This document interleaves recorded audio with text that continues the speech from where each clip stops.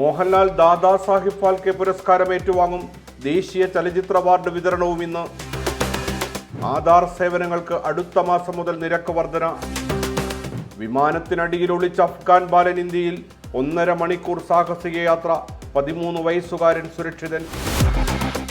ലോക ഫുട്ബോളർക്കുള്ള ബാലൻ ദിയോർ പുരസ്കാരം ഉസ്മാൻ ഡംബലയ്ക്ക്. അയറ്റാന ബോൺമാറ്റിക് വനിതാ താരം, ലമീൻ യമാൽ യുവതാരം. കേരളത്തിലെ SIR നീട്ടണം ആവശ്യമുന്നയിച്ച് മുഖ്യ തെരഞ്ഞെടുപ്പ് ഓഫീസർ. കേന്ദ്ര തെരഞ്ഞെടുപ്പ് കമ്മീഷന് കത്ത്. ഇസ്രായേലിന് തിരിച്ചടി. ഫ്രാൻസ് ഉൾപ്പെടെ 6 രാജ്യങ്ങൾ കൂടി ഫലസ്തീൻ രാഷ്ട്രത്തെ അംഗീകരിച്ചു. ഫലസ്തീൻ വിഷയത്തിൽ ചരിത്രപരമായ നിലപാട് ഇന്ത്യ ഉപേക്ഷിച്ചു. ഇപ്പോഴത്തെ നയം നാണം കെട്ടതും ആർജവുമില്ലാത്തതുമെന്ന് പ്രിയങ്ക ഗാന്ധി.